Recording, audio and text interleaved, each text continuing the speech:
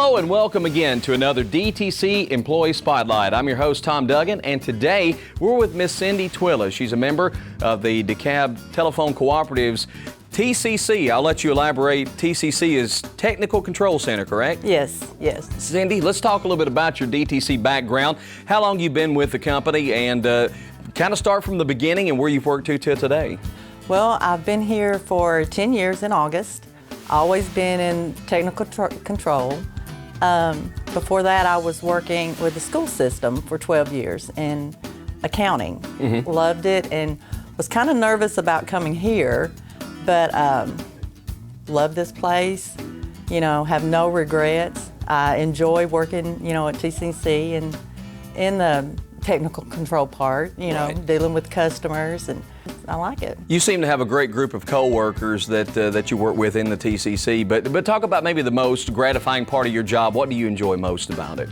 You may have a customer call and, them say, just wanted to call and let you know I don't have any trouble, but just appreciate what you're doing.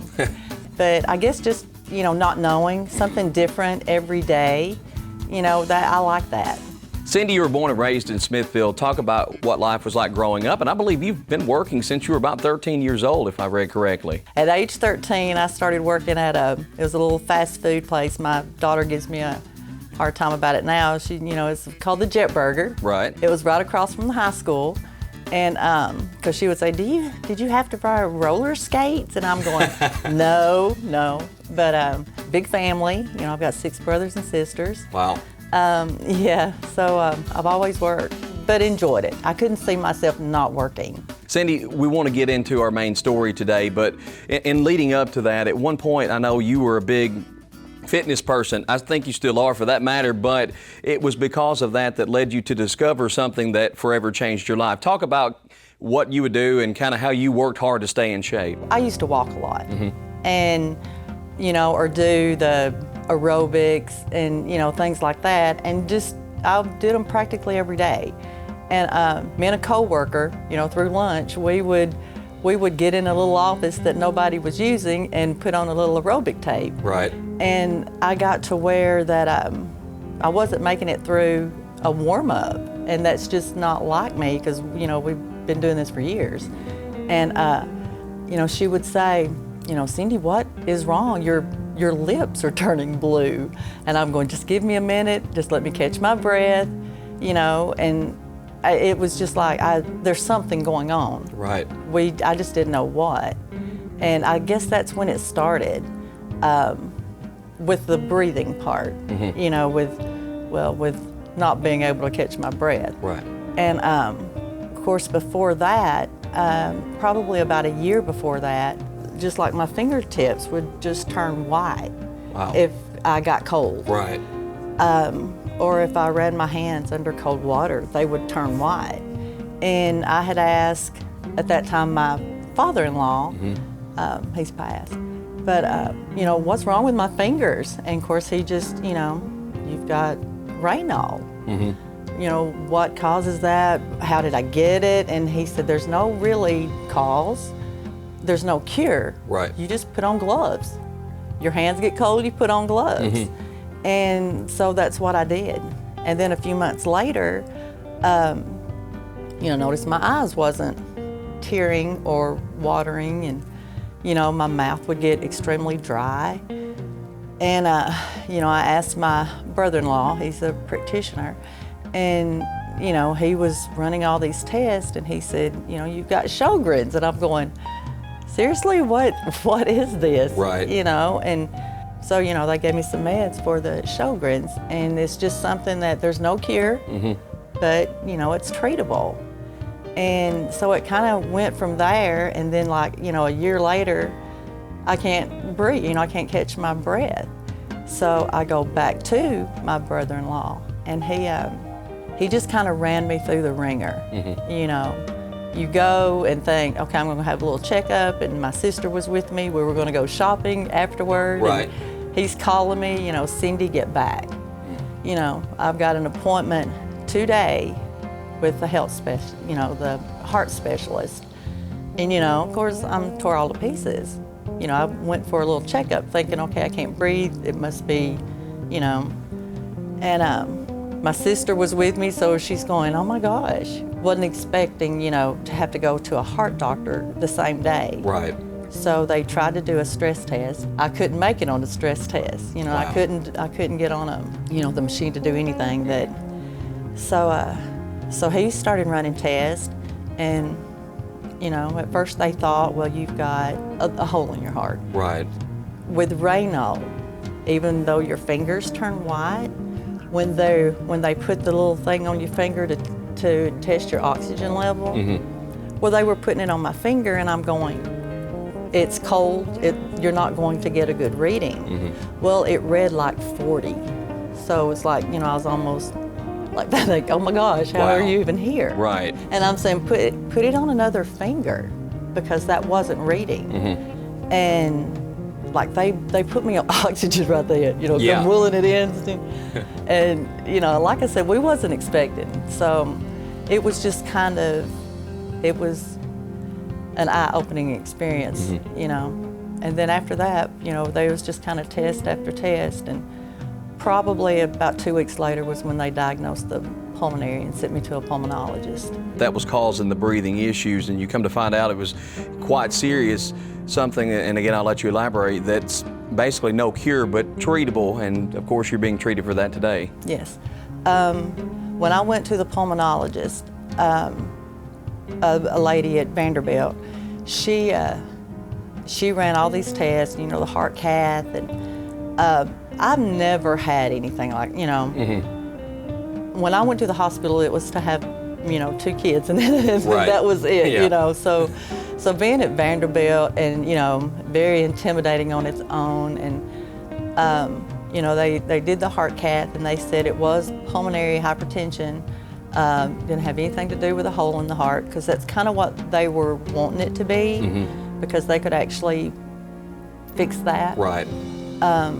But with the pulmonary, she said, well, we have to find out if it's a primary or a secondary.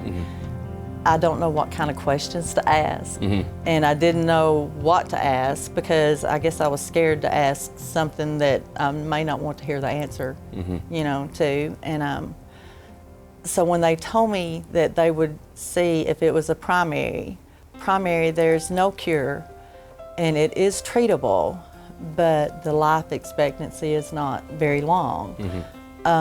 Secondary, they would have to find that connecting factor. And when they started running tests and found out about the Sjogren's and the Raynaud, they found out I also had RA, rheumatoid arthritis, and those were that connecting factor. So, I do have secondary. Right. There's no cure, but it's treatable, and life expectancy is longer. When I went to the doctor, I would get so emotional. A friend of mine went with me every doctor's appointment. He was there, and he would say, you just let me know what to ask, because I couldn't talk. When I would get there, I would just cry. I would just get extremely emotional. So, when she said, you can, live your life the way you always do. You just have to know when to stop. Know your limitations, basically. Yes. Yeah. So, and that's what I do. But you take treatments every day, and I'll let you talk about some breathing treatments and kind of how that helps you with the pulmonary, how that kind of affects you. Well, the pulmonary is, it's high blood pressure in the lungs that causes the right side of your heart to enlarge. So, like, the right side of my heart is enlarged, and so it's pumping a lot faster than the left side. The pulmonary artery, it's hardening, is what they said, or getting smaller, and so that's causing that blood flow to not, go like it's supposed to. Right. And that causes me to get out of breath. Well, when I take the breathing treatments, which I've been taking them now, I think January will be like going in my 4th year, it opens that back up. it opens that artery up so that it makes you feel normal, but it probably gives you, in fact, it probably gives you a lift, I would think, when you start to feel the need for one. I bet it just really gives you a lift. And I can 3 hours down if I'm walking or if I'm doing anything strenuous. Of course, here I'm behind a desk, Right. so it's not like, you know, I'm not putting a lot of pressure on my heart or anything. But, you know, if I've been active all day, I can tell, you know, I'm getting short of breath. And I can take that treatment. I take 9 breaths every 3 to 4 hours. After like the first 3, I can tell a difference. Right. I mean, that's how quick it works. It doesn't stay in your system. It's the only thing, which, you know, that's fine. I carry it with me everywhere I go. Right. I'm not gonna leave it anywhere I go. Well, Cindy, I can tell you're still enjoying life, and I know you mentioned the importance of family and friends. In any stage of life, there's nothing more important than that, obviously, but I know it's meant a lot more to you going through what you've been through, and talk about how your family's been there. And I know you've got kids and grandkids that it's keep you quite busy and quite happy on top of that. Yes, yes. I have 2 kids. When I say kids, you know, one's 34, but they're always the kids. Right. You know, he's married. They live in Mount Juliet. And my daughter, well, that's Kevin and Des. My daughter Kelly is married to Jerry Davis, and they have 2 children, which, yeah, are my grandkids. They live a mile down the road, so, you know, I see them practically every day. You know, when I found out I had this, Kevin and Des were married,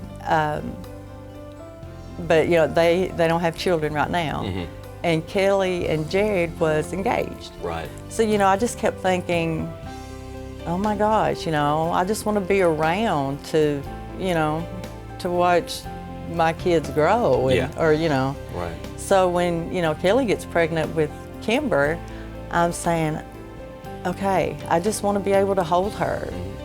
God's just working, you know, everything is. Absolutely. So yeah, their family has always been, you know, a big part of my life. And like I said, they live close, so I'm seeing those grandkids practically every day and enjoying every minute of it. Well, I know family gives you a lot of strength, and as you said, God's always there, and Yes. He's always working for sure. And Cindy, I know you're a fighter on top of that, so I know you're going to keep going and you're going to keep fighting. That's right, I will. Cindy, thank you for taking time to talk to us today and tell us your story. I know it's probably not the easiest story to tell, but I know too, it's an inspiration for those that, a lot of folks fight their own personal battles, and you know how it feels to just find out, and you've come a long way for sure.